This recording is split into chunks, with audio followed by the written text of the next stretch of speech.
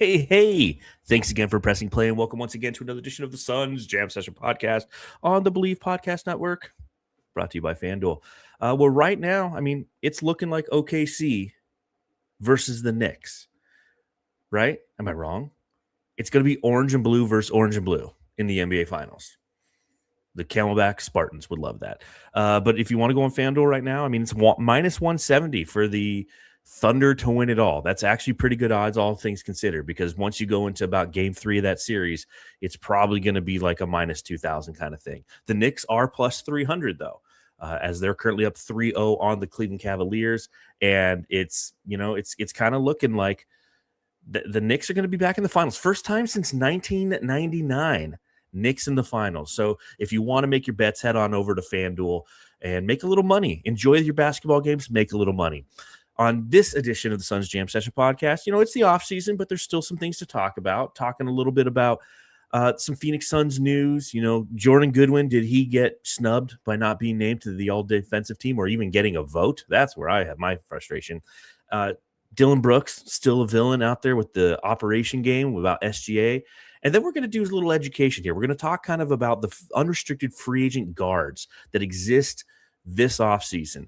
And it's a good idea, if you're somebody who is starting to wonder and you're starting to put together mock trades, or you're just wondering who's available out there, we've got you. That's what we're going to talk about on this edition of the podcast. So make sure you subscribe, rate, review, hit that thumbs up button. If you happen to be on Apple Podcasts, rate us 5 stars, write a little review. We'll read it right here on the pod. Looking forward to getting into this one. So let's go ahead and start the show.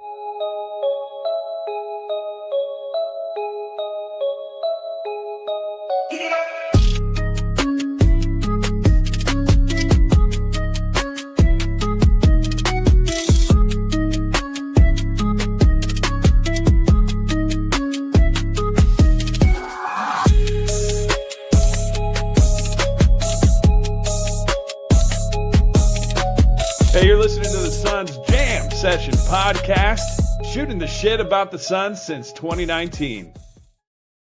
Hey, Matthew, what is going on, man? What's up, dude? John, how are you doing? Sunday morning. You're not at church? No, this is my church. Oh, this is our church, right? This is our church. You hanging out with you, hanging out with the Jamsters, talking about the Phoenix Suns. I am hungry though, and that actually it brings me to my first question.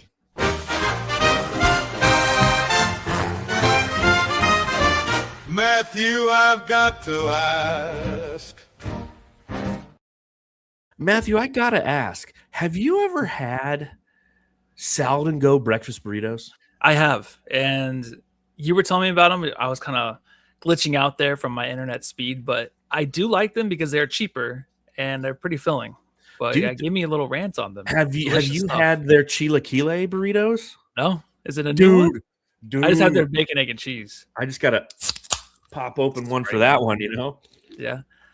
They have chilaquile burritos there, but the best thing, because you like the bacon, egg, and cheese, just like I do. Yeah, it's just a basic one. They have the bacon lovers burrito, which is bacon, cheese, Oaxaca cheese at that, eggs, and shredded chilaquile beef. It's delicious, dude. Once this is done, I'm headed to Sound and Go. It's all Laney will eat. My little 17-year-old. Is that why you guys got it for the first time? Or no, because I like chilaquiles, and so chilaquiles, for those of you who don't know, it's it's an egg dish that has tortilla chips on it and some shredded beef or chicken, little green salsa, some spice to it, and they put that into a burrito, and that's good. It's the same thing, but that has like feta cheese in it, but it's delicious. So my recommendation, once the podcast is done, on your way to church, go and get a salad and go burrito. And so when you're sitting in the back pew in church, and there, I know that you're traditionalists. You go to a Latin, you're like, "Agnus Dei, qui tollit peccator mundi." You're just smashing on a burrito, man. Yeah, no one would ever notice, too. I thought you were just saying just let some go, like let some farts go. Because does that burrito give you some gas or no? No, not me. You? No. Well, I haven't had that one, but usually everything gives me gas. Oh, so fair. I like fair. The fart. You're a gassy son of a bitch. Well, welcome. It's good to see you. Time to talk about some stuff, Oh, yeah. Let's talk about some news around the Phoenix Suns. And now, ladies and Jamsters, news about the Phoenix Suns. It's the off season, but that doesn't mean that there's not things going on. So my first thing that I wanted to talk about, I want to get your perception on this. The NBA released its all NBA teams. and all NBA defensive teams. Have they done the all NBA teams, the I first, don't second, think and third so. yet? I don't think Why so. do they take so It takes long on for this shit? I don't know. They spread it out, and I don't understand how they kind of hit us with it. I don't know if they really have a day planned, like behind the scenes, because they don't release anything. There's no schedule. Like, how do they, like, when the MVPs won? Like, what if it was Shea and Shea lost the first round? Like, how do they plan these things out? I don't Yeah. understand. It's like Shea's there. It's the Western Conference Finals. It's Phoenix versus San Antonio. Like Shea shows up like, hey, Yeah, my he accepts the trophy. award. Yeah, that's depressing. So I don't know what It's- they're doing. Yeah, again, it's like I don't know if they're trying to make an appointment viewing or some shit, but it doesn't matter because Shams Charania is going to leak the award early in the day anyways, just like he did the MVP last week. So, like, who gives a shit? But that being said, the 2025-2026 All-NBA defensive teams, the first team, Victor Wembanyama, Chet Holmgren, Asar Thompson, Rudy Gobert, Derek White. Any issues with that? Not really. I don't. The only thing is Kobe, or not Derek White, excuse me. Derek White, I think he was great, but was it the full season effort? I think like maybe he was one of the best guards out there defensively. I just thought that he kind of fell off towards later in the year, but maybe it was just offensively. I think his defense was maybe always there, but it's hard to kind of complain with the defensive players of the year. And I the first team is always going to be Wemby and probably Chet. And I'm always on the side of like, I like Chet kind of, but I just don't think he's that great. But I'm just the only one that's like, it's nothing to do with the playoffs. Like, I know he's struggling right now against Wemby. Everybody would, but I'm just not a fan of him. Like, the stuff I've seen him play against the Suns, like, he's had some blocks and stuff, but there have been easier blocks. I just don't get what he does really defensively other than being long in the paint. So I just don't like it. Well, sometimes that's all it takes to be, I guess so. an all defensive first team player. Derek White, I agree with you. As somebody who, I would go to FanDuel, I would put my bets down. And one of the things that you could do early in the season to kind of sprinkle a little, one of the legs that would sprinkle a little bit extra money into your pocket was like, hey, 1 or 2 blocks from Derek White, because he was insane providing those blocks out of the guard position. So, but at the end of the season, that was one of the legs that I would consistently lose on. And I don't know if FanDuel went to him like, hey, Derek, you got to stop with these blocks, man. People they're killing us out here. We're not a multi-billion-dollar company now. We're only a multi-million-dollar company. But that being said, I don't know if I like the fact that you have Wemby, Chet, and Rudy on the all-end. I mean, is the all-NBA defensive team just like, all right, the 5 best centers? You know what I mean? And this is that kind of conversation that you and I will probably have next week a little bit more in depth when we talk about the all-NBA teams themselves. I'm more of the traditionalist. I'm like 2 guards, 2 wings, and a center. I want to build something that is an actual team. Like, now granted, it's a defensive team, so it's different, but I don't like seeing 3 centers essentially on that list. I don't either. I think just make it 3 teams. Like, I never understood why the all defense team was only 2 teams. It kind of frustrates me because there's a lot of great defensive players out there. Like, I really don't feel like the league plays great defense as a whole, but you just have those unique players that can. I think it would spread to at least 3 teams. Just like, Jordan Goodwin didn't get a nod. Like, he would be a 3rd teamer. So I think there's guys out there that deserve it that didn't make it. And just, I feel like you can put them on another team. I agree. And it's funny because in this world in the NBA where it feels like they're awarding everybody and everything, while still having those guardrails of 65 games, the all NBA defensive teams, they just do 2 teams, not 3. The second team ends up being Bam Adebayo, Scotty Barnes, Kason Wallace, Dyson Daniels, OG Anunoby. Any qualms with that lineup or those players? I think OG was there's some comments of him not making the first team, thinking that he was well deserved of it. But agreed. Like you just said, you have to have 3 centers in there, so you can't make the first team. But obviously, where this comes back and affects the Phoenix Suns is the fact that Jordan Goodwin didn't get a single vote, and that's where I find it just a little.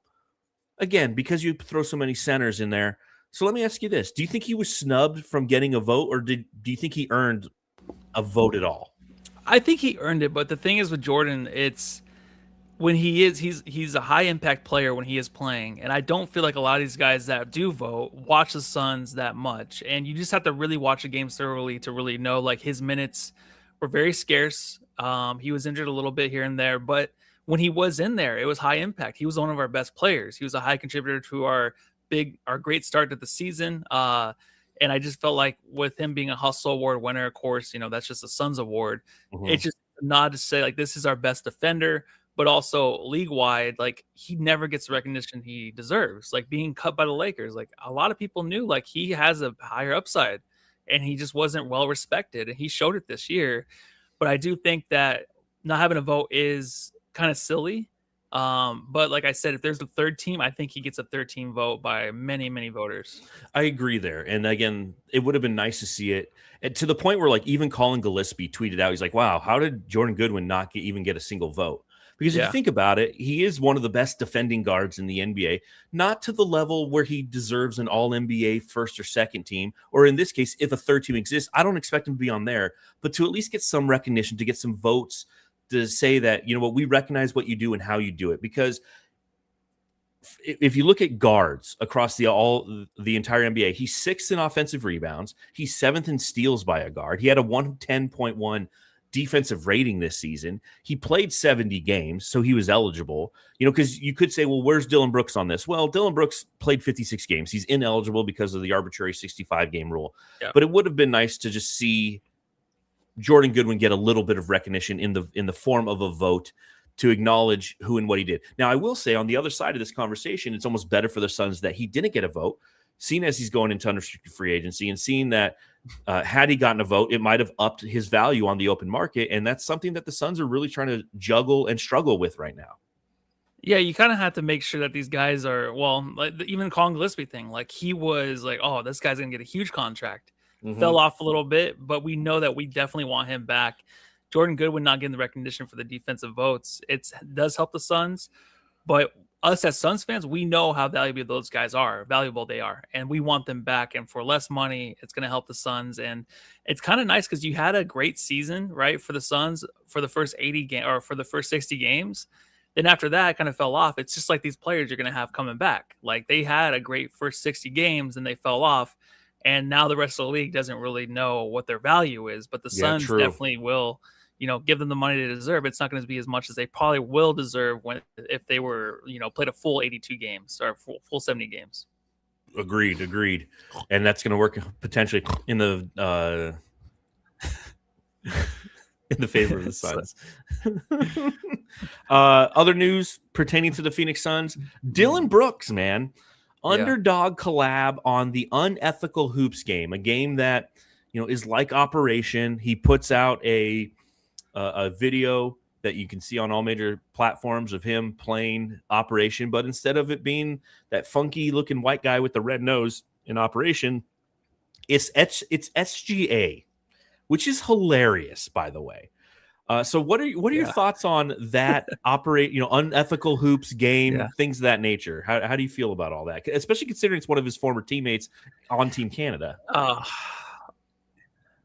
Yeah, it's funny. I did not watch the video. I did not go into it because I felt like this is just me, and I think a lot of people thought it was funny, but he got swept by the guy, and he's winning, and he's gonna go to the finals. He's probably gonna beat the Spurs. And I understand the point of him being so fragile and the flopping and stuff, but he's winning, and I kind of think it's cringy on my end with him doing this. I think it's funny, but I didn't enjoy it as much, and I didn't want to watch it because I was just scared I was gonna be like, oh, like what the? I don't like. But this. Isn't that the Dillon Brooks experience and stuff? I guess it is, but how much is it of him just wanting to be on the next Surreal Life or whatever fucking comes out on VH1? Like, is this just him wanting to be like an actor or something? You know what I mean? Like, just he wants to be part of that whole scene of all the drama and stuff on MTV and stuff. So that's why I'm kind of like I don't care much for it. So it kind of grosses me out a little bit. I think it's funny because it's funny because it is the personification of the Dillon Brooks experience. Like everything he does off and on the court is one of those things where it's like, is that awesome or is that cringe? And if you're a Suns fan, you think that's awesome. If you're anybody else, there's definitely a level of cringe to it. I think the timing of it was fantastic because of all the conversation about flopping, about flailing, the cut that somebody put together of like every shot SGA took in game 2 against the San Antonio Spurs in the Western Conference Finals, where he shoots and he just can't land. He has to roll. You know, it's like a guy, for those of you who are ever in the military and you ever did any paratrooper training, like they teach you how to fall, right? You jump out of a plane, you have to land right. Like that's what he was doing over and over and over again, to the point where I forget the writer, but on Yahoo, he went and he looked at every shot by 5 different players this postseason, Jalen Brunson included, Victor Wembanyama, people who you feel like are on the floor a lot. And it came out like 30-something% of the time, whether it's a foul or not, SGA is on the floor. And obviously, after all of that backlash, this past game 3, which happened on Friday, we saw a lot less of that. And it's funny because you go back and I was watching highlights of a Western Conference Finals where it was like the Denver Nuggets versus the Los Angeles Lakers. It was Kobe versus Carmelo, and they're all taking jump shots just like SGA, and they're all landing them.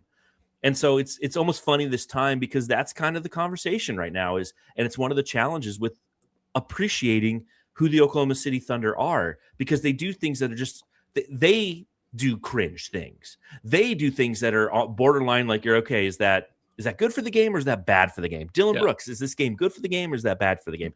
And they push that envelope just enough to where it makes you question what you like to watch. And I think that's always been my frustration with OKC. I respect them as a team, but they're highly unwatchable due to the fact that you're like, wow, every play you just gotta try to sell extra contact every single play. And the interesting thing about this Western Conference Finals is I've gained a respect for Wemby that I didn't have before, because they beat the living fuck out of that guy. And he doesn't sit there and whine to the refs, man. He doesn't turn like Jokic does and, does the Tim Duncan like, oh, but what? He's like, he'll put his head down and be like, fuck, man. And then he'll just put his head down and go. So, thoughts on all of that? Well, there's a lot to unpack because I know a lot of those fans hate the Thunder. Watching that series, even being swept and knowing the Suns didn't have a chance, I came out and I fucking hated that team. I hated them more than going into the series. But the one thing is they are winning, and this is just the way the league is. So it's kind of like the Harden effect, where Harden was hated on 5-6 years ago, the way he was playing. When the Rockets were at their peak with Chris Paul, like everyone hated Harden because he drew fouls. He just did the same thing almost. He was the first like real flopper. But I was like, you know what? He's winning though. Like I'm jealous of him winning and scoring 40 points a game. Like he's getting to the line. He's doing what the league's allowing him to do. So that's what this Thunder team can do, because the league's letting them do it. The refs are doing it. I think the refs are doing a better job in this series, managing it at times. Game 1 was a perfectly ref game. They didn't let them do it as much. Wemby doesn't complain, and we respect that as fans. But like you named Tim Duncan and Jokic, those are guys that have won championships because that's how you win games. That's a disgusting part. It's like that's how you win, is if you complain and you're drawing fouls by flopping. Like that's the worst part of it. I don't really blame the players as much, because if they can get away with it and they're winning, then it doesn't matter. Like that's why I'm not as hard on SGA now, just because he might win the series and he's still playing the same way he's playing. Wemby's playing his ass off. He's tired as hell and he's getting beat around. He's not complaining, but he's still losing these games. Yeah. So I don't know. It's tough, man. I just hope the league next year just takes a hard right on this stuff, and then it's just not allowed anymore. And then we'll just see how the Thunder look, because I would love to see that. If they can't flop, then if they can win games, if they can win 60 games, we'll see. It's funny because, that's what we always hope, that they're going to actually hold these guys accountable, and they'll do it for like the first month of the next season, and then it just all goes away. And you and I have been recording this podcast since 2019, and you've had this stance the whole time, because we were having the same conversation back then about James Harden. And your point has always rung true. That's like, hey man, it might not be fun to watch, but it's part of the game because it's allowed to be part of the game. And there is a skill in drawing fouls. You draw fouls by driving to the basket, by creating contact, by putting yourself in a situation to draw fouls. You don't, the Suns didn't get a ton of fouls because they just chuck threes the majority of the time. So I can see it through that lens. It doesn't mean I have to like it. I don't have to, visually, it's annoying. It's annoying. Yeah. And if you get OKC versus the Knicks in the finals, it's just going to be a bunch of flop tarts out there, Brunson and SGA will be like walking towards each other and falling over, But that being said, if you want to go on FanDuel and put money on the finals MVP right now, SGA is a -155. Jalen Brunson's a +380. So, I mean, like you said, those guys get rewarded for that behavior. Now, that wasn't the only thing when it comes to Dillon Brooks this offseason.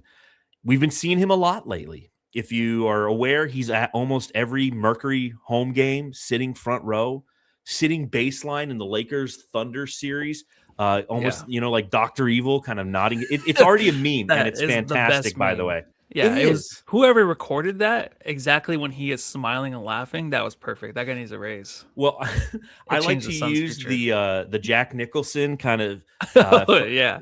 what movie is that? Was it It's not Anger Mr. Deeds? Management. Anger Management, yeah. Yeah, anger management of him like saying yes and smiling evilly. I've Mhm. replaced that now with Dillon Brooks. And it's great because like at work, we use Google chat. You know, Mhm. everyone has their internal kind of chat system. We use Google Chat and it lets you do memes. The next day that fucker was up. So to your point, the guy who took the video and the guys who got that to where it's The accessible. clip. Yeah. Yeah. Because people are like, hey, man, are you going to be at that meeting at 2:00? Just Dillon Brooks. Yes. Yeah. Evilly. Yes. I love it, man. You know, so what are your thoughts on the exposure that we're seeing from Brooks, you know, at Mercury home games? I know Mhm. how you feel about unethical hoops, but, you know, sitting baseline at the Lakers Thunder series when the Thunder closed out the Lakers. How do you feel about all this? I think it's great. I think it's him supporting the Valley. And I was having a conversation yesterday about, him, Dillon Brooks and Devin Booker, these guys, like how long will they be with the Suns? And I think Brooks is not on Devin Booker level, but I No. think within the next 2 seasons, he's a guy that I think fans want to keep around to see where this team goes with him because he's been dropped from many teams. And then you just see the drop off from those teams. Like, we don't want to experience that. So Dillon Brooks right now is making sure he's doing all the right things, right? He's making fun of SGA and the fans love it. He's going to the games, the Mercury games. I don't know if they're paying him to do that, but he's definitely like the fans are loving that too. So he's making himself welcomed here, and he wants to stay here. And I think he's one of those guys that are like, I think he's untradeable this season. I mean, last year you predicted him to be traded at the trade deadline, which would have maybe happened if we sucked, but we saw how good we are with him as one of our best players. So I think it's great. I don't think that there's anything wrong with being at the games multiple times in a row. I don't get tired of seeing it. I think it's well I don't supported with either. that team. Yeah. I don't either. And that's one of those off-season questions that you and I need to explore, not on this episode, but upcoming here in the next couple of weeks is what do you do with Dillon Brooks? Because he is on the last year of his contract. It's a nice contract for the Suns. It's $20 million. You know, he had one of those decelerating contracts. So when the trade happened last offseason, we acquired him for Kevin Durant. I looked at his contract. I go, hey, this is great for the Suns. Yeah. And it's great for anybody who would be interested in a Dillon Brooks because it is a decelerating contract. But now we're at the point where, do you extend him? The maximum extension is 4 years, $125 million, and you have to start to ask yourself, is he worth that, or do you do like a 4-year, $100 million, which is $25 million a year, which annual average value, and that's something I'm more inclined to do because he's definitely worth $25 million to this team, don't you think? I think so. And you have to look at like, who else are we going to get? And at that position for that amount of money and how much he provides if he can stay healthy, he was playing at all-star level in that last year. So last year he proved to us that he is worth that money, but also it's just like we can't really get anybody else to fill that position and do what he does. There's no one else I feel like right now. His impact is unquantifiable, and you're trying to quantify that. And again, 4 years, $125 million. You can quantify it by saying, you know what, this guy, the culture that he brings, the attitude that he brings, what he's done with our young guys, in our books, that's worth $31.3 million a year. But that does, due to cap restraints, luxury tax situations, first apron, whatnot, it does hurt what your availability is moving forward. So you have to weigh all those factors. So, speaking of contracts, we got a little bit of guidance, if you will, on what the Mark Williams contract could look like. Yeah, Mark Williams is a bad man. Yeah, ripping rebounds, blocking shots, playing like a madman. Yeah, crowd go wild when he raised that hand. Pain in the paint, that's the master plan. Bad man.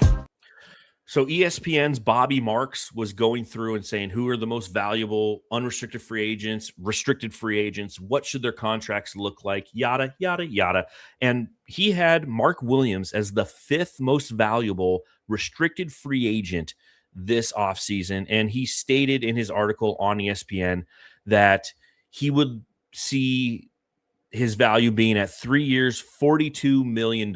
So essentially that's $14 million a year. And in Bobby Marks' point of view, it would be, something where the first year's $13 million, the next year's $14 million, the next year's $15 million, that final year of the contract. What are your thoughts on that number for Mark Williams? We talked about him a little last we did. podcast, but like that number, $14 million average annual. What do you think about that? Oh, it's right where we kind of were talking. I feel like it was 15 to 20 million where we're like, that's too much, right? Before that, if it's 12, 11 million, that's kind of right in the wheelhouse. So I think it makes sense to kind of match that and re-sign him for that amount, because it's like, what else are you really going to do with the market? Like you can't really sign any free. You can't do anything else but to re-sign these guys that you had before that provided you a decent season. I think that he is well worth 13, maybe 14. But if you're going 15 and higher, then that's maybe too much. So I think it's a good number for me. I'm right there with you. Again, there's other extraneous factors that affect this ultimate decision as it pertains to Jordan Goodwin, Colin Gillespie. And if you want to know what those factors are, tune into our last podcast because we really should break those down.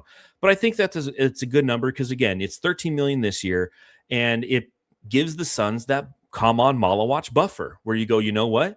We got Mark Williams here. We got Kaman Malawach. We can start to insert Malawach more, see more of who he is, develop him appropriately. And if you know what, if he pops this year, great. You trade Mark Williams. If it takes him till next year to pop, okay. If it takes him 3 years to pop, okay. You have that buffer. And I'd rather have size than not have it, because everybody's first instinct is like, well, no, he's not worth that. And Kaman Malawach is the future. Therefore, get rid of Mark Williams. It's like, cool. Now we have no size or skill behind Kaman Malawach, or no buffer. And that's just that literally is the history of the Phoenix Suns. We have one big man. They're like, okay, he's subbed out of the game. What now? We are very small. That's literally who we are as an organization. So if the Suns opt to bring him back on that number, 3 years, $42 million, if you want to work in a team option for year 3, I'm 100% for that. But I'm not opposed to that salary, that number. I think it's appropriate for what Mark Williams is, what he can offer when you factor in health and all those other things. I think it's a good number. I do too. I wouldn't be surprised if some other team pays more though, and that's a scary thing. Is like, if you want to, if that does happen, is there a sign and trade available? There? I just, who are you going to get back in that? Like, you know what I mean? There's not very many options. You don't want him just to walk, obviously, but here's the other thing: is how many other teams have cap space to do it? Nar. Exactly. Yeah. Pretty much. And who wants to spend that much? Like we said last podcast on a center. Like, you don't want to spend 20 million maybe right now. Brooklyn. Brooklyn's the only one who I think has any cap space where they can go out and they can make offers. Does to he these have a say players. though? Mark Williams might have a little bit of a say, right? Of like, hey, I don't want to go there. Well, and the reason that number is kind of the cap of what it could be is it's the mid-level exception. So some teams can offer him the full mid-level exception, which would be right around that number. And that's where it would force the Suns' hand to go, okay, we're going to give it to him. But if he goes out on the market and nobody offers him anything, in a perfect world, I think the Suns go, okay, we're going to, it's going to be $12 million. It's 3 years, 36. Like, that's a great win for the Suns when you consider that it's a 9.6 million qualifying offer. So I just don't think that other teams can do it. No, yeah, you're right. And I think there's a few things that teams around the league are not doing anymore. It's not signing the big superstar anymore, or trading a bunch of picks, and they're not really signing centers for a lot of money. So I think everyone learned their lesson. Agreed. You can't be greedy. All right, well, let's shift focus here. That's what's going on with the Phoenix Suns. It's now time to talk about free agent guards, unrestricted free agent guards, people who are on the market. Now, before we go through the philosophical approach as to whether any of the guys that we're about to name fit on the Suns, or if the Suns should acquire them or could acquire them, I want to go through the list first, simply so everybody knows that, hey, this is who is available out there in the ether, if you will. Now, if you're watching along live or later, you can see that I've pulled up a list. I have 5 different tiers of unrestricted free agent guards. This is changeable. We can put different guards in different tiers, if you will. And I also have what they made last year underneath their name, just to give you an idea of who they are. So what I want to do, Matthew, is I want to start from tier 5, go all the way to tier 1. And I'm just going to name the player, and you're going to tell me, hey, is this a guy who you like? Do you not like? Have you ever heard of him? A quick synopsis of who they are. Afterwards, we can go through and go, okay, is there anybody on this list we can identify that say, hey, the Suns could or should bring him in? Sound good? Yeah, let's do it, baby. All right, dude. Tier 5, Brandon Williams, who made $1.2 million last year. Thoughts on Brandon Williams? No thoughts on him. Do you actually have thoughts on Brandon Williams? I don't know who the fuck that is. Exactly. I thought he was a center. I'm like, wait, is this a center's list? Okay. Brandon Williams, was he come out of Duke in 95? These are all the players that I have in tier 4. We got Aaron Holiday, former Phoenix Sun, Garrett Temple, Jordan McLaughlin, who's played a little bit in the Western Conference Finals for the San Antonio Spurs. You got Javonte Green, Amir Coffey, former Sun, Seth Curry, former Sun, Mike Conley, Tyus Jones, former Sun. What are your thoughts on the players in that tier? Is there anybody who you're like, you know what, I like that player, or I don't like that player, or Mike Conley is washed? Mike Conley is definitely washed, and that's the sad thing because he's the one guy. He's the one guy that pops, kind of, but he's a good locker room guy. That's the only thing I can really think of with him. Oh God, dude, he's just bad. But no, the rest of the guys tier 4, not interested. Even the Aaron Holiday return. What about Amir Coffey? Do we see enough of him to really have him come back? Yeah, that's a good question. I don't know. He played like it's always that thing where a guy comes to a new team. He looks pretty good in his first stint or two. And then after that, it's like, where did he go? And that's kind of how I felt with Amir. Yeah. Like, he looked pretty decent. It's like, oh, he's playing some good defense there. Oh, he knocked down a 3. But then he just kind of disappears. So the tier 4 is a little rough. The only thing I like is the Mike Conley thing, maybe for a locker room guy. But I feel like we have a good locker room right now. Yeah, I agree. If this was a couple seasons ago, and you weren't going to promise him. We always needed that with KD, right? We needed that one point guard to come in. We need who do they want? It was Isaiah Thomas to come back and play for the Suns to be a locker room guy. Yeah. It's like, no, that's not the answer. You know, instead we brought in Tyus Jones and Monte Morris, and both their voices were unbelievably muted. And Tyus Jones got start. You know, with the thing with Amir Coffey. So if you look at the whole Suns lineup, and again, I've said this before, and I'll continue to kind of fortify this fact throughout this upcoming offseason, is this isn't a team in transition anymore.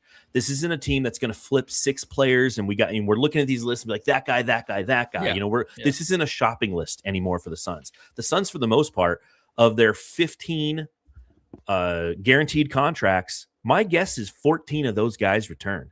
And that last guy who doesn't return, in my opinion, is Amir Coffey. They brought him in here. Now, it is interesting that he's in the guard list. This is all per Spotrac. So they're the ones who I took this list from. I thought he was more of a wing guy. But all that being said, I feel like, we tested out Amir Coffey a little bit. He was nice to bring in here because it got us off of, Nigel Hayes-Davis and Nick Richards, and the Suns ducked under the luxury tax because of his acquisition. But I also think that the Suns value not having that 15th guy on the roster to start the season. And so that makes, if you go up and down the roster, because of the youth that's there, because of the culture that's there, and because of, Haywood Highsmith being signed to a 2-year deal with the second year this upcoming season not being fully guaranteed, I feel like the Suns would much rather have him on the roster than an Amir Coffey. So I see this list. I'm right there with you. There's a lot of former Suns: Aaron Holiday, Amir Coffey, Seth Curry, who was only with us for like a training camp, Tyus Jones. Man, Tyus Jones. Again, there's something about, and I know every organization has this. Every organization has like, okay, we acquired guys, and after they play for us for, like half a season, you never hear from them again, or a full season, you never hear from them again. Like the Suns, man, every time I look at lists like this, I'm just reminded of that. I'm like, oh, hey, that guy came to us and we had hope, and his career's over, career over. That's just kind of that is how it is. It is. Every time we signed him, we had like dinner parties and cheers. You don't to want him. Tanabe. Yeah, we're like, oh, this guy, I swear, he's our best defender on the team. I think it was 6 games in. That's what our coach was saying about Chimezie Metu changes everything, bro. But Tyus is one of those guys I think he's going to pop. Yeah, wasn't it Achilles? Achilles, yeah. Bol playing over in China. And he's been dominating again to the point where I do get some messages here and there. People are like, but what about Bol? It's like, no, man, you don't understand. Like, he's a great player. He's not a great NBA player. But yeah, unfortunately, he's tore his Achilles playing over in the Philippines. Yeah, if he would just, you can tell he's always thinking about something else. He's kind of has like that DA mentality where I know people say DA's lazy, but it's kind of like they're spacey. They're thinking of other things, and they're like, oh, whoops, fuck, I got to cut to the basket. Like, that's the way he was. If he could just put it together mentally, he would have been really good, I thought. He would have been. Yeah. Shout out to Hey.0 in the chat. He's like, yeah, Terrence Ross. Ugh. And there's a list of TJ Warren. Remember? Well, what did we call those guys? The mid-range mafia? No. They were the midi men? Hold on.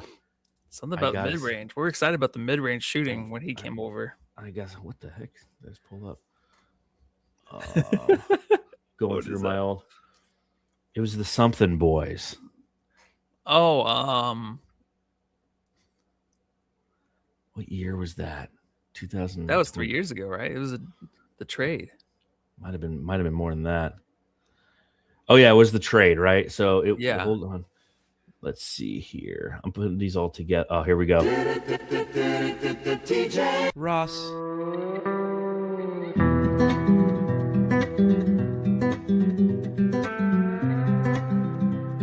The Outlet Boys. The Speaking Outlet of Boys. cringe, dude, we reach. Well, I think if you talk about the We Suns reach. every 2 days for an hour, you got to do something, something different. No shit. We just do it so we have fun. Oh man, the Outlet Boys. What did they score? Yeah. 5 points. Yeah, 5 points combined. There was one game where they both played well. And we're like, this is it. Yeah, it was a playoff game, wasn't it? I feel like it was I- like the first round of the playoffs. Maybe it was. Yeah. Good times. All right, continuing down the list. Tier 3, I have Matisse Thybulle, Gabe Vincent, Jet Howard, Josh Okogie, Bones Highland, Javon Carter. So obviously we have some experience with some of these guys.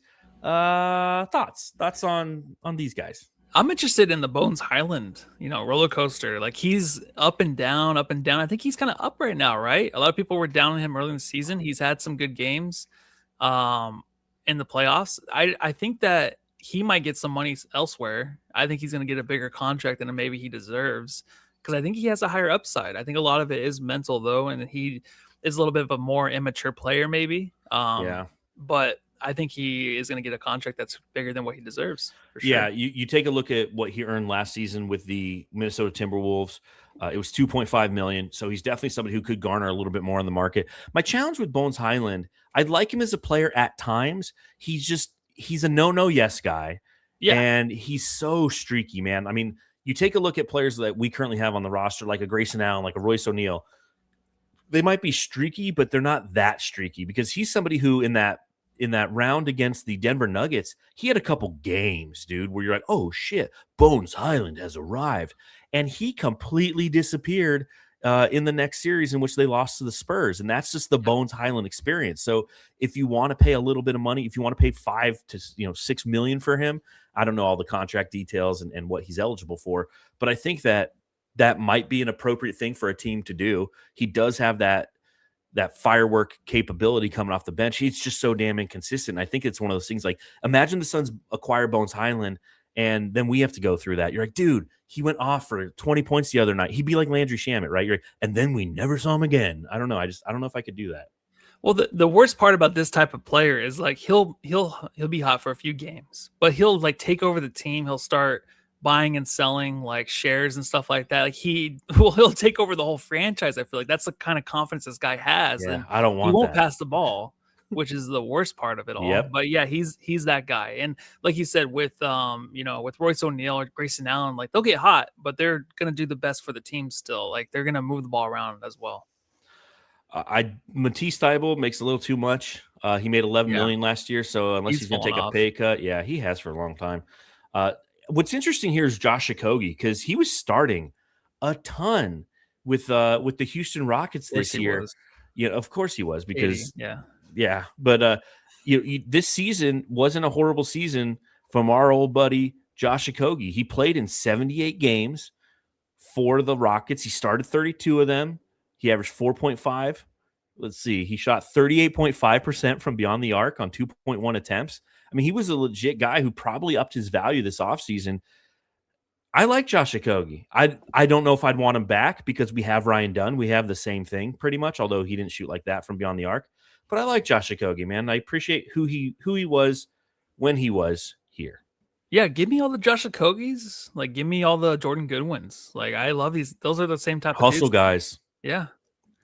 They'll never get the money they deserve, I feel like, though. Thoughts on Javon Carter?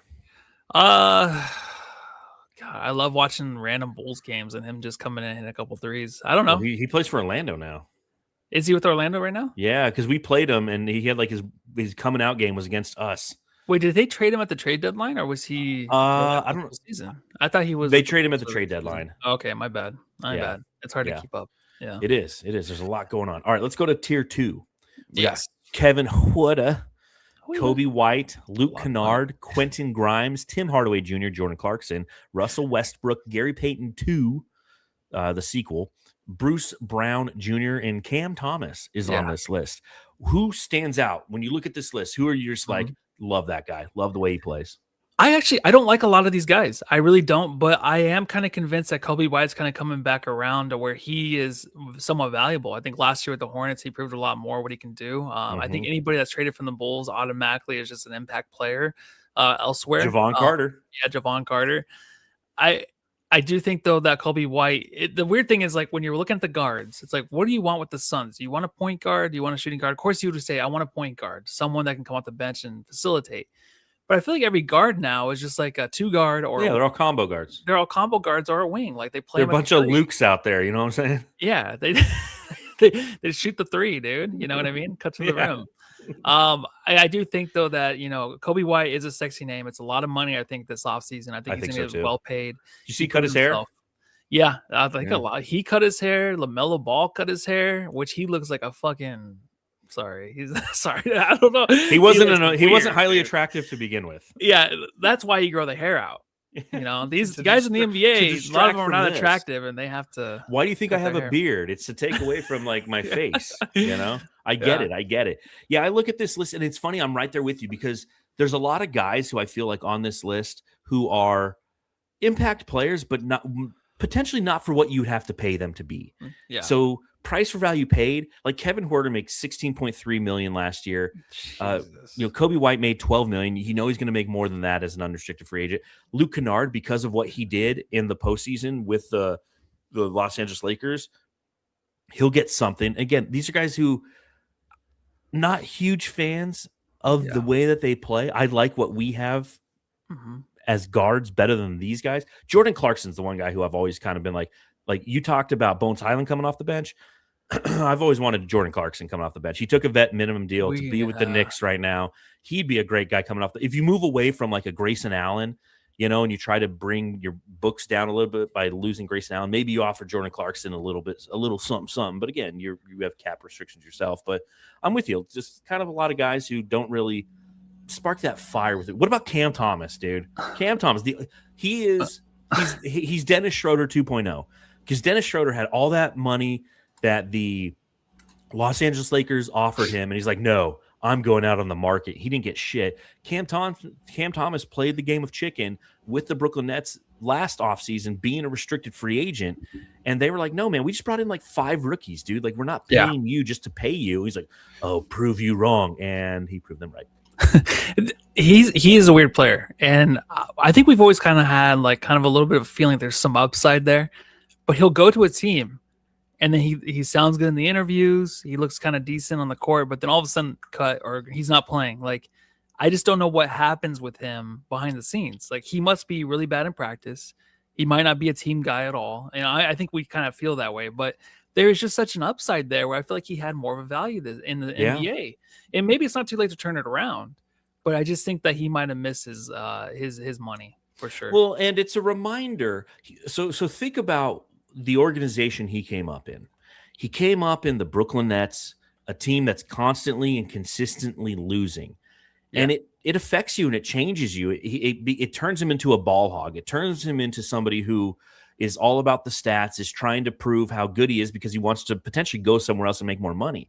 And the reason I bring that up is because for those who are ready to take the TNT and just press down and blow up the Suns right now, they're like, get rid of Booker, strip it down to its nuts and bolts.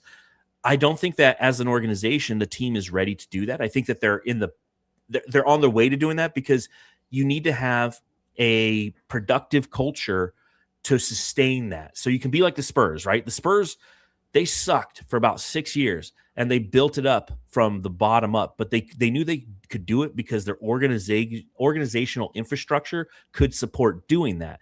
And it's going to produce players who, even in losing seasons, they can see the bigger picture. They've identified the right guys. They've fallen in line with Spurs culture. So as they start to get better, the team gets better and they start winning. Cam Thomas is like, he could have been a draft pick by the Phoenix Suns in the mid 2000s, man. It's like you come to a losing place with a losing culture, you're going to end up being a loser. And that's why, again, I caution people who are so in the mindset that we need to blow this up completely. It's like, I don't disagree that it might have to happen in the next couple years, given all the extraneous factors here. but we need to allow this team to continue to try to build a culture right now. So when we do hit that point where it's like, okay, post Devin Booker, let's blow this thing up, we have the organizational infrastructure meant to support that kind of methodology. It's a tough thing to do. And I think for a guy like Cam Thomas, you think, you can't be valuable unless you are, like they're saying in the chat, a ball hog, a guy that can score 30. I think he can score 30 in one quarter. So that's a bad mentality. I think it's just harder to get out of that. I don't think fans really realize that. I think even for me, it's like, how can you not just turn it around and be a different player? It's like, well, that's just who he is. And he's been that way since he's been in 8th grade. So yeah, bad habits. Huskers go in Husk says, bring Cam Thomas in with Goody, Dunn, Fleming, Oso, and let him jack up shots for a few minutes. Ooh, I'm buying that already. Done. For less than $1,000 a year. Yeah, let's do it. I mean, again, I don't know if he fits the culture of who and what we are. The last list here, the tier 1 players, there's CJ McCollum, Anthony Simons, Norman Powell, Colin Sexton, Ayu Dosunmu, and Colin Gillespie. I don't know if Colin Gillespie is a tier 1 guy, but I put him in there. He is for us. He is for us. So thoughts on these guys? I like these guys. I do like these guys. And CJ, I think these are guys that really proved a lot last year, right? And maybe that's just because it's a contract year. Yeah? These guys kind of stand out more because they know they didn't want the money next year. But I do like Ayo. Is it Ayo Dosunmu? I can't even say his name. Yeah, whatever. So the way he actually performed, I feel like there's something there where he can be a takeover guy. He can really run the offense off the bench. But I don't know how much money he's going to get, because I think we've seen a lot in the playoffs. We saw how he played next to Anthony Edwards, and he looked fantastic coming from the Bulls again. I do think, though, that he's going to make too much money, I think, this offseason. Do you? I think there's going to be a lot of interest in him because there's just that spark you see in him. And it's just like, well, I think some team's going to give him a lot and just kind of, see where it goes from there and just kind of give him the keys to not the organization, but maybe the bench, just to be the guy coming off the bench, or maybe even a starter. Yeah, I think a lot of teams, seeing what he did, excuse me, I'm out of Sprite Zero. Seeing what he did this postseason with Minnesota, seeing what he looked like outside of the Chicago bubble, really upped his value. Somebody's going to overpay for him. And that's going to be, and he's the Landry Shamet this year, right? Because Shamet was one of those guys where everyone's like, hey, pay that guy. The Suns said, like, pay him $10 million. It's like, nah, dude, he ain't worth $10 million. He's good. He's good when he's on the Suns. Yeah. CJ McCollum, I like him, but Norman Powell, Colin Sexton's a guy I really like. Like, if the Suns had the money, I would love to get rid of a Jalen Green and bring in like a Colin Sexton type player, just because I feel like, he's also a combo guard. He's a little bit smaller, not a great defender, but I feel like he's a little bit more consistent when he attacks. And this is biased because I feel like every time I saw Colin Sexton play against the Suns, he would just grate us, like a cheese grater. Although Jalen Green used to do the same thing too. But obviously Colin Gillespie is the guy on this list that we're all taking a look at. And that kind of brings me into my next question. As we go through this entire list here, should we seek more guards? Can we seek more guards? What do you think? I did. So if the Suns go the way of making a trade, there's a lot of Zion news. I don't think really us as Suns fans want to move away from this team the way it is and bring in a guy like a Julius Randle or a Zion. I'm on the fence kind of a little bit, but I'm more towards just leave it alone. I think if you're trading like a Grayson Allen and Royce O'Neal, and Grayson Allen's one of our better backup guards, struggled this last year, then of course you want a guard, but they take up so much of our cap space already. I think a really big focus should be forwards this year. If we have Mark Williams come back, they were set at the center position, but I don't think we need too many guards. And I think a lot of it is like, can we bring in a point guard? But we went through that list. Yeah. I don't see any of those guys as a true man. I love that you say that, because everybody says that. Well, they just need to get a point guard. And my response, no such thing. I always have two responses. I'm like, what is a point guard? And people will give me the response. I'm like, okay, who in the modern NBA is a point guard that's available? Because people are like, oh, well, Tyrese Halliburton, cool. Yeah, Tyrese Halliburton is a point guard. He's not available. The list that I have before you, that's what's available. There's no true point guards in there. Tyus Jones maybe, but we already had that experiment. And so that's the challenge. And I get it. People are like, Devin Booker. And I'm part of this camp. Devin Booker plays better when he's off ball. You need a better ball handler at the one. And that's the challenge. But there is no point guard. And people need to let go of that methodology of thinking, because it doesn't exist anymore, man. As you said when we started this segment, everybody's a combo guard now. All these guys are combo guards. And so I agree with you that if the Suns opt to move off of Grayson Allen, that opens up a slot for another guard and for them potentially to do this. But even in a trade for Grayson Allen, you're taking something back, and it might be a guard in that situation. In my opinion, I'm with you. I think they should. If you trade Grayson Allen, you trade him to like Orlando, you get back Jonathan Isaac or something. You get back a big body, and then you potentially snipe one of these guys off of the heap and bring them in and hope that they can be productive in a backup role. Then that's the tough thing though, because there's a lot of like hopes and, with these guys coming in to be a point, it's some guy to handle the ball more. I just think we have those guys right now. I think it's really just up to them trying to figure it out more, having a real offseason together and just figuring out, it's not going to be point book or Jalen Green is the main guy, but they have to figure out the backcourt. And we have guys coming off the bench. Grayson Allen handle the ball a lot more. Colin Gillespie needs to be a better true, I think, point guard in a way. But just facilitator. He needs to run an offense better. Yeah, run a pick and roll. Let's see what that looks like. He didn't do enough of that. So I think we have those guys. I don't want to bring anybody else in. I really don't. Unless, like you said, it's a guy to come in and replace Amir Coffey or even like a Grayson Allen if he leaves, right? A Jordan Clarkson, a guy that can come in and get hot. Maybe we just need that, but it's not going to be a true point guard. Be like, all right, we're running a set. Come on, we're going to play half court, running the clock down to 4 seconds on the shot clock. Like, it's not going to happen. We don't have that anymore in the NBA. No, you really don't have that. And if you do, it's unique and you can be successful with it, but it's not something that's readily available for you to acquire because it's so unique. They're all like 6'10" point guards, like Luka, like Halliburton's huge, like all these guys that are big, like Wemby's going to be a point guard soon. Like, it's ridiculous, dude, because they don't have a real Dillon Harper's like 6'8". That guy's a monster, dude, isn't he? No, he's not. Dillon Harper's like 6'2", dude. Every time I see him on the court, I'm like, he looks like a fucking power forward out there. He looks like Rasheed Fleming. He's at least 6'6". He's thick. All right, Dillon Harper, according to Basketball Reference, is 6'5". Okay, but he looks. So it means he's 6'6". He's a big point guard. I think he's a true point guard, though. I like him running the offense. Well, and I will say, if the Suns were to acquire any of these guys coming off the bench, let's just say to fill the Amir Coffey vacancy that will be left. Yeah, we're talking about the 15th guy on the roster. Like you're going to go depth play here instead of impact play. And I honestly believe that that's where the Suns are ultimately going to end up. So I think it's back to like the James Jones era where we're going to have boring off seasons kind of, and just boring trade deadlines. You know what I mean? It's not going to be too much moving as much. I think that's the responsible thing to do. It is right now. I will say that next week, Matthew and I are going to go over all of the free agent wing players. And then the following week, we'll do all of the free agent centers, which is actually a really interesting list. I like that list. That's the one where I'm like, oh, hey, we got some options here. Yeah, we went over it a little bit, and I was like, oh, some good names. Some good names on there. And then after that, that following week is when we'll go through all of our draft prospects and who the Suns should draft at 47. Should they move up? I mean, that's one of my favorite ones of the year. I'm excited for the draft. That one's June 14th is going to be that one. You know what's crazy is the Suns draft because they're in the second round. The NBA draft is on the 23rd of June. June 24th is the second round. So that's when the Suns draft. I'll be on the road or in Huntington Beach by then, because that's the first day of my vacation. So, how are you?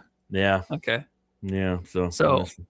So no live pod during the second round of the draft? I mean, if you want to do it, you can do it all day. It's me just driving through fucking Calexico, Mexicali. No, I don't think there's going to be any kind of splash from the Suns, which is fine. No, it shouldn't be. Whoever they draft at 47 is going to be a two-way contracted player. Yeah. Like everybody, I saw it earlier in the chat. Somebody said it. Like Jeremy Fears out of Michigan State. Don't disagree. But I also think that he's going to be somebody who is a two-way player, because Isaiah Livers is no longer eligible for a two-way contract, and therefore you have an open two-way contract opportunity. And that being said, in between, sometimes for those of you who listen to the pod, sometimes I'll do podcasts because I'm bored. I'm just sitting around the house and I'll record something. So make sure you stay tuned into our audio feed, because there are some extra podcasts out there that if you're on the video side, you're not seeing. Last thing before we get out of here, Matthew, just a quick little playoff talk. We talked about it briefly at the front end, but the New York Knicks 3-0, they're going to beat the Cavs. They're going to the finals. How do you feel?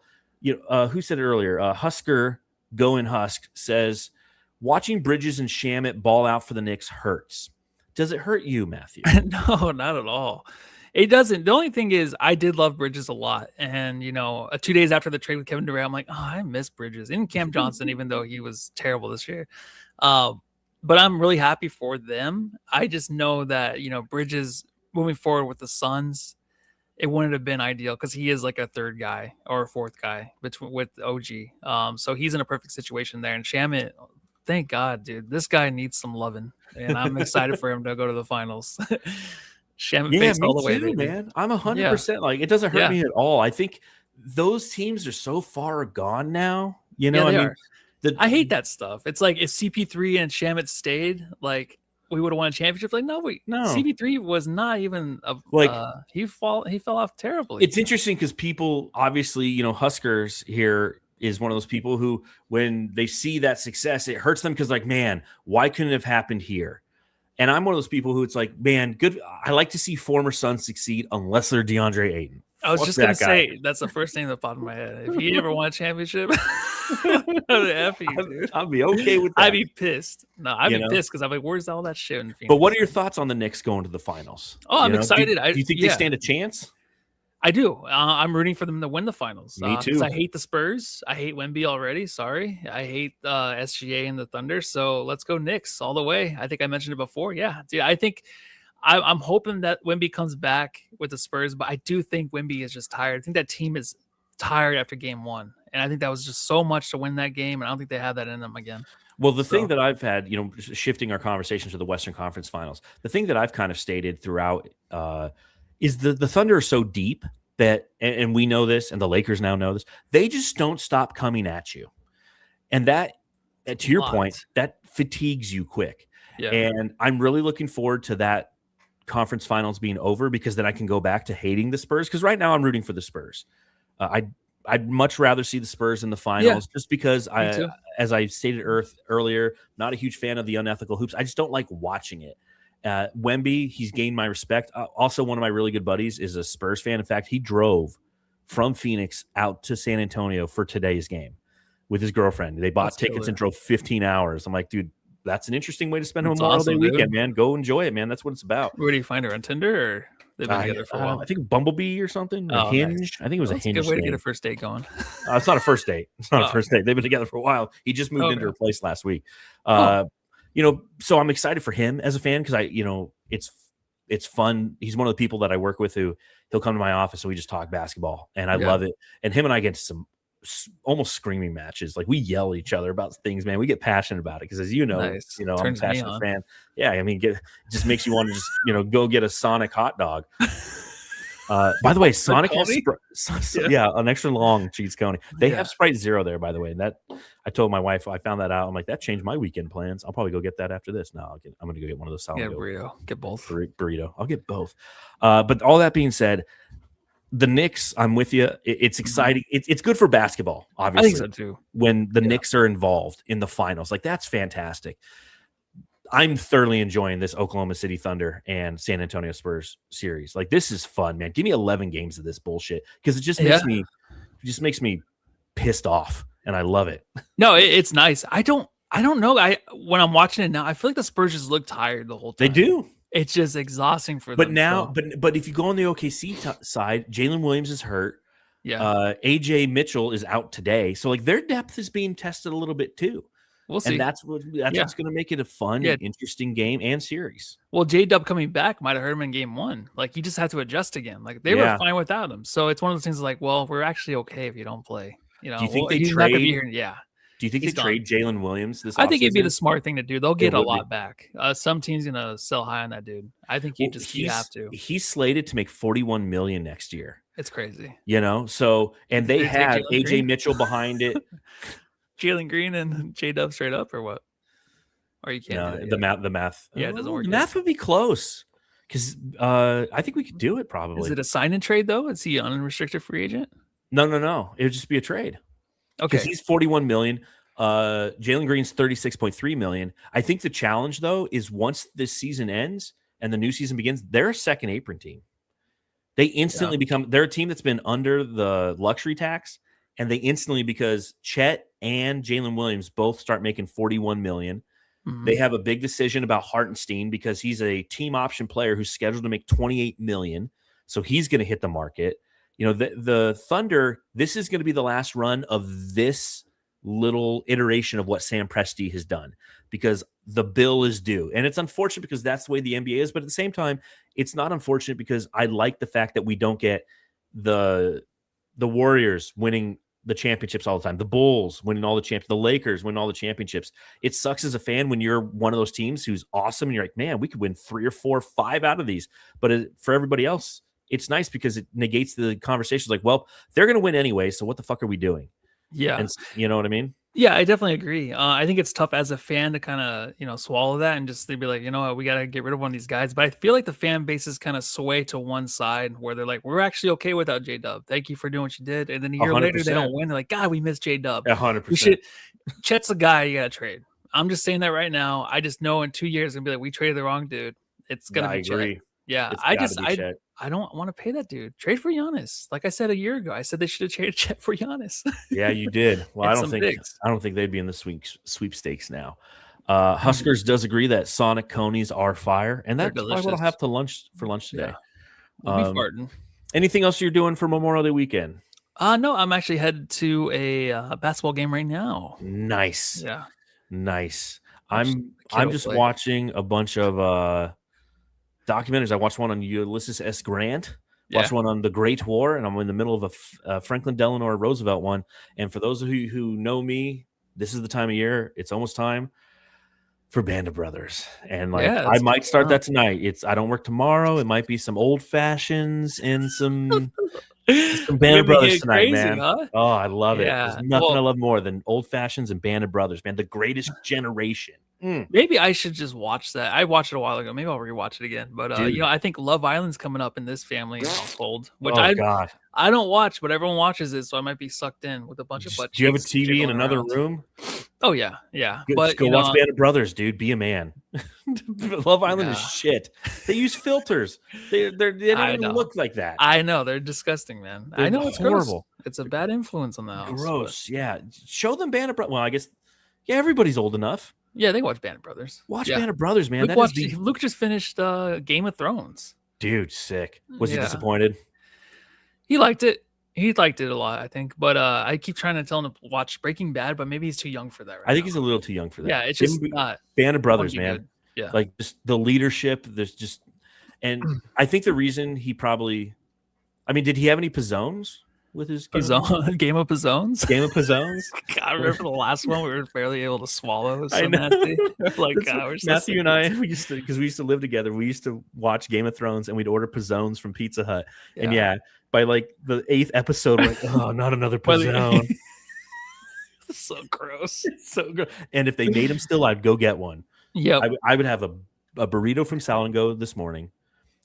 Extra long cheese coney ×2 with a Sprite Zero cherry limeade for lunch, and a Pizzone tonight with an old fashioned while I watch Band of Brothers. That's how I want to spend my day. That's a great And what did Tiger King say? You don't want the small coney, you want the extra long coney. Extra long, baby, extra long. All right. On that note, ladies and jamsters, we're going to go ahead and get out of here. Matthew's got a basketball game to go watch. Make sure you subscribe, rate, review, hit that thumbs up button if you happen to be on our YouTube page, and if you're listening on Apple Podcasts. Just rate us 5 stars, write a review, man. We haven't had a review since like March, dude. So if you love hanging out with us, spend a little effort, show us you love us even more. But until then, Matthew, tell everyone what to do. Go love your family, everybody.